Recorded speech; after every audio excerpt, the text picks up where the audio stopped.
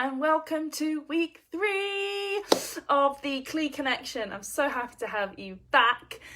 You're with me, Clee, that's who I am. We're going to have all the fun and we're going to jump straight in on this one. So if you're watching on the replay, say hello, let me know. And we're going straight in this week with connection versus attachment. What is the difference? So I'd love to know if you're watching this, touching my hair a lot, I'd love to know if you're watching this, if you have even considered, if you know what the difference is between connection versus attachment. Do you know what attachment is? Have you thought about what attachment is? Have you thought about what the difference between attachment and connection is? It's a very common thing that we talk about in the coaching world, especially in the relationship coaching world. We talk about the difference between when we are with someone. And it's not just about a partner, because actually the first person we were ever with, the first connection or attachment we ever had, and it was both, is with our parents, is with our primary caregivers as children. And so the reason why it's really, really important to us to understand our attachment style and to understand how we connect with people, it all comes down to our childhood, which is why so much of the work, if you ever work with a coach, we will always go back to your childhood somehow, whether you want to or not. And the reason we do this is because when we understand what happens as kids, we can rewrite it now. We can only really rewrite something right now if you know where it came from. Arguably, you don't always have to know, but the truth is, if you can understand why you feel the way you feel about something, we can then really acknowledge that that isn't happening today, because we often, hey, we've got Kathy in the house. So we are talking all about connection versus attachment. And so I was just saying about how when we are talking about attachment, we really need to understand how we respond to people now, but also by understanding how we did that as a child, then we can really get to grips and talk to our inner child who is still present with us all the time. If they are running the show, then they are the beliefs and the patterns that you had as a child. Those beliefs and patterns are running you. So in order to change those, we have to actually talk to we talk about the inner child, or you can use whatever words. Lots of people use different words to talk about this different part of yourself. But when we create a story or a meaning around something that happened to us as a child, that's when we create beliefs and programs that work where we are now. What's that got to do with connection and attachment? I hear you say. Good question. Thank you for asking it. The truth is the way that we do connection and attachment now is all based on what happened then. And so the difference between connection and attachment is simple. When you are connected with someone, you don't care on a I'm okay, you're okay, if they're around or not. When you are connected with someone, you just love that person. So it's almost like, you know, when you meet a stranger and you just like, whether you meet a stranger in a bar, like whether they might be your server, maybe it's on a bus or a train, and you just have a really cool conversation and you just connect with that person. Now you have a connection, something's happening there between you and them, and there's something that's there. There is a connection. It feels good. It feels like you understand each other. It feels like there's something between you that's almost, you're speaking, but you might be unspoken. I've done lots of work as well where you just look into someone's eyes, or you just sit next to someone and you can feel connection.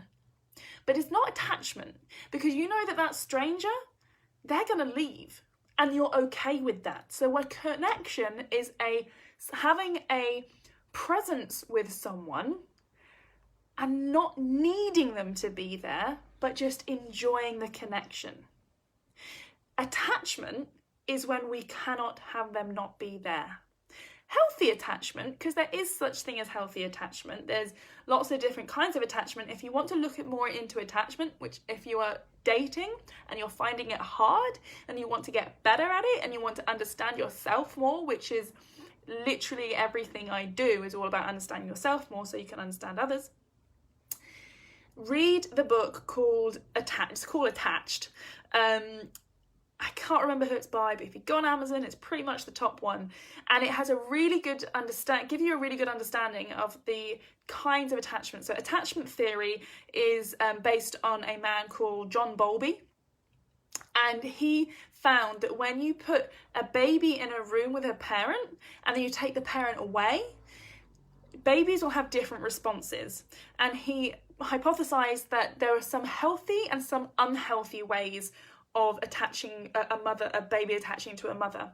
So it's obviously quite healthy for a baby to cry when mum leaves the room because they're unsafe, they're a baby, they need looking after. So there is an understanding that as a baby and as a person, we do have, well, as a baby, we need to rely on people, but also being okay when they're not there, like 100% present completely all the time. So them being on the other side of the room, like a healthy attachment will kind of look around to check they're there and then toddle off and play, and then check again and toddle off.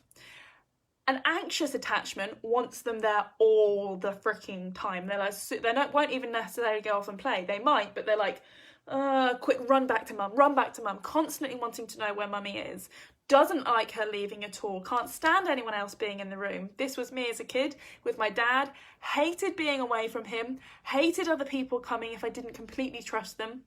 Couldn't stand it. I was very anxiously attached, and as an adult I was too, was in relationships from 17 till 27, like never took time off from having someone as my other person, someone I could create, I thought, connection, but actually it was, I'm only okay if you're around. And there are different ways, like our attachment styles are, I'm okay if you're okay, and you're okay if I look after you. So it can become that sort of thing. So the other attachment style, and Kathy, let me know which one you think you are. I'd be really interested to know. So the other attachment style is avoidant. So this style I don't know as well because it's not me, but this one is when you basically want to be on your own. Like you want someone close enough, but you kind of don't care if they're around. You're just as comfortable, if not more, if other people, if the mum or dad as a kid, if they were pushed away, if they were kind of like at arm's length. So as an adult, this feels like I want someone, but I want them at arm's length.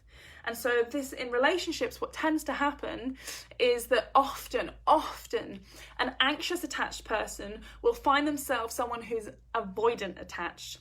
It's so common because the anxious attachment will find someone who often leaves because probably they were brought up that way. So we always find what is most comfortable. And it's strange because you'd have thought as smart humans, we find what works. We don't find what works. Well, we do. But what our brain thinks is, I am alive, and therefore what happened as a kid worked. What happened as a kid worked. So if I had an anxious attachment style, that worked because I'm still alive. Our brain doesn't know happy or sad, it just knows alive or dead. So anxious attachment styles will want, what will they want? Anxious attachment styles will be used to an avoidant. So they will, because that's why they're anxious, because they're used as a child to having an avoidant, and they don't know that that's right or wrong, they just know that that's what they're used for, so you'll find someone. And the avoidant will tend to be an avoidant because they're like too smothered by mother often, or not given enough attention. It's either smothered or not given enough attention. We all respond in different ways. But then we'll tend to go towards what we know, not what we need, what we know. So an attached so what's Kathy saying?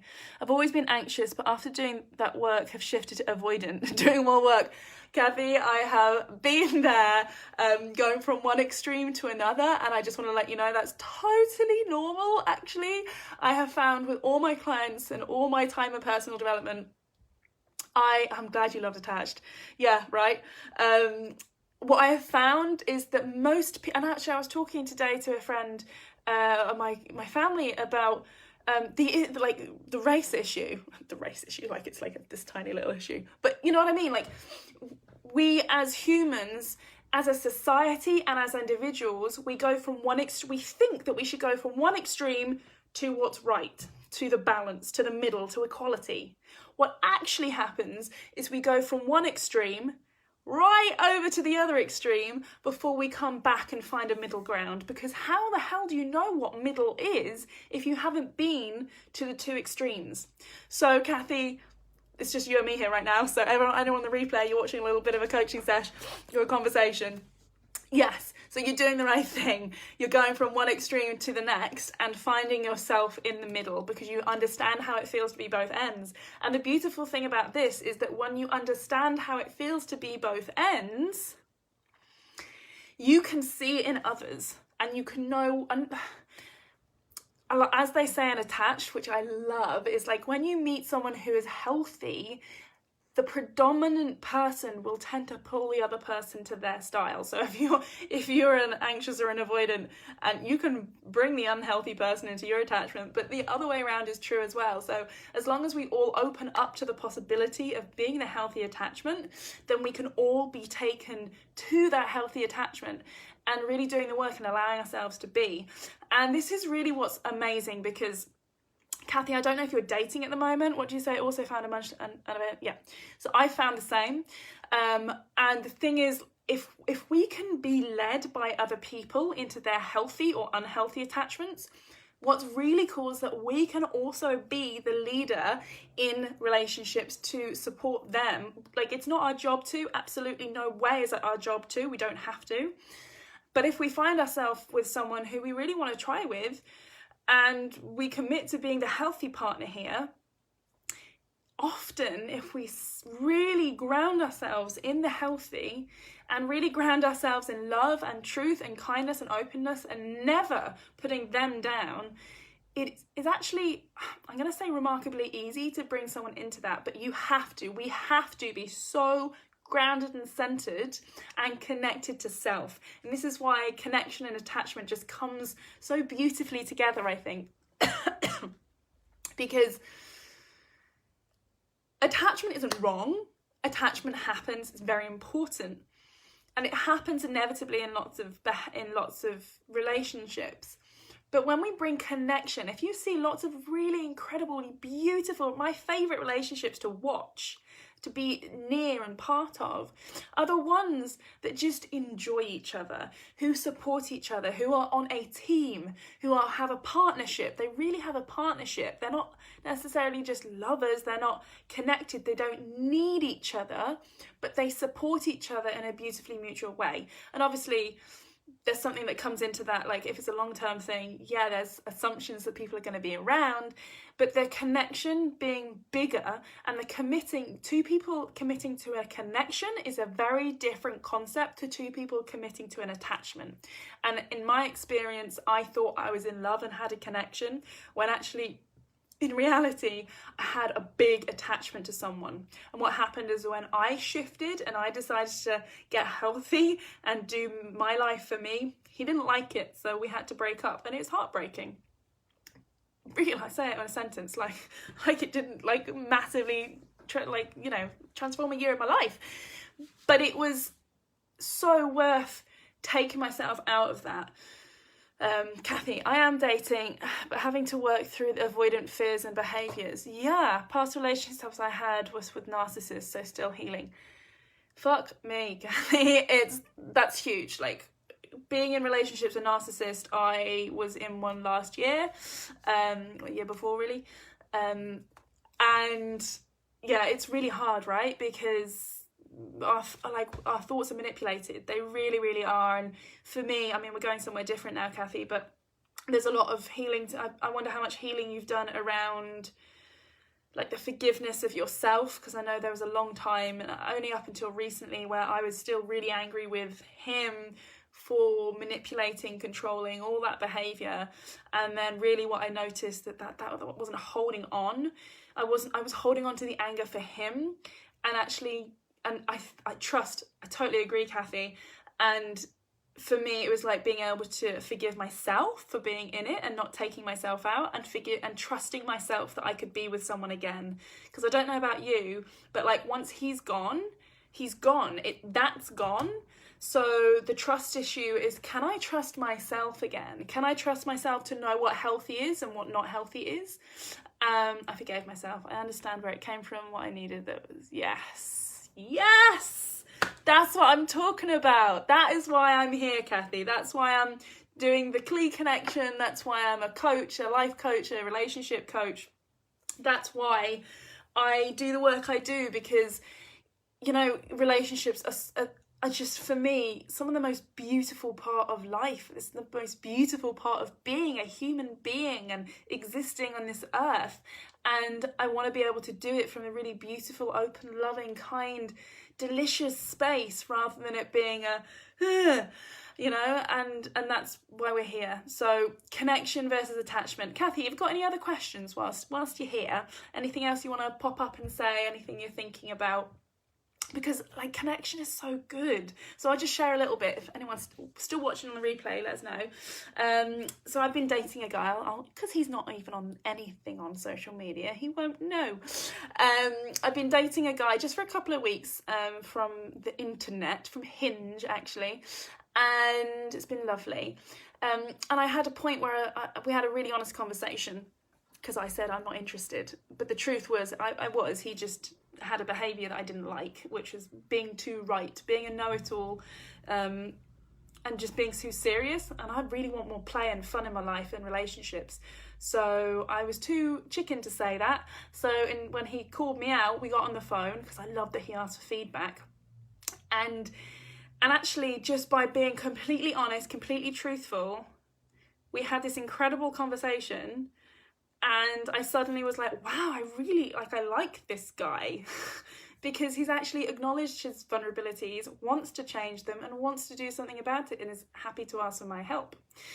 To be fair, he didn't ask for my help, but when he does, if he does, I'm there to support. But also, you know, we were literally only a few weeks in, and we had this interesting conversation that is available to us because I'm who I am and I'm able to have these conversations. And as is he. And it was really interesting, because then I let some of my vulnerabilities out and I started attaching. I was like, oh, I really like this guy. Maybe I really like him. I'm putting more effort in. I'm not, chasing is not quite the right word, but saying nicer things, being a bit more there, because before I was kind of pulling back a bit, not sure. And through that, he pulled away a bit.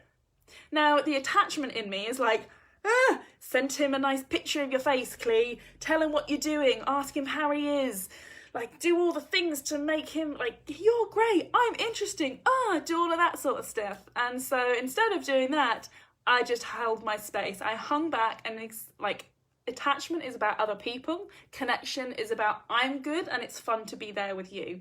That's how attachment versus connection feel for me. And then I didn't text him at all today, and lo and behold, at 5 o'clock he's like, should we FaceTime today? Yeah, okay. And now it's good, because we both had that space. And the space is so important to get back to self-connection. And I think when you're dating or in any relationship, it's so freaking important, right? To have that time apart. If you're only attached, you cannot spend time apart. And like, that doesn't allow freedom on anyone's part at all. And it feels really good at the beginning, don't get me wrong, it feels really good. But as soon as attachment is too big and someone wants to go and do something else, whether it's going holiday or like just going out with friends for an evening, if attachment is too much, then like a connection, obviously if you're spending time together and you're just really connected, then that's still going to be a bit like, oh, we've been spending time together, I'll miss you. But it's okay. Something interesting that I don't know if Abraham Hicks said once, really got me. She's like, if you miss people, missing, like actually, like I miss you, there is something missing when you're not around. It's a really interesting concept, because when we are full of ourselves and everything is good and wonderful, and we are totally connected to self, then how can we be missing anything? Like, if I'm full of me, then I can't be missing anything. I can only be missing something if I'm only whole if that person is around. Now, I know I'm taking it a bit like too far, because potentially people might be thinking I'm taking it a bit too far, because it's just a phrase. I miss you, I miss you, I miss you. But isn't it just as lovely and safe? Doesn't it feel really lovely and safe when you're feeling full and whole and like good with yourself, and someone says I miss you, you kind of go, shit, do I need to go to them? What I need to do for them? Because they're missing me. They're missing me in their life. So I need to be a part of them, because without me, they're not enough. For some people, that feels really good, because it's like, oh, we can be whole in each other's lives if we're together. Too much talking.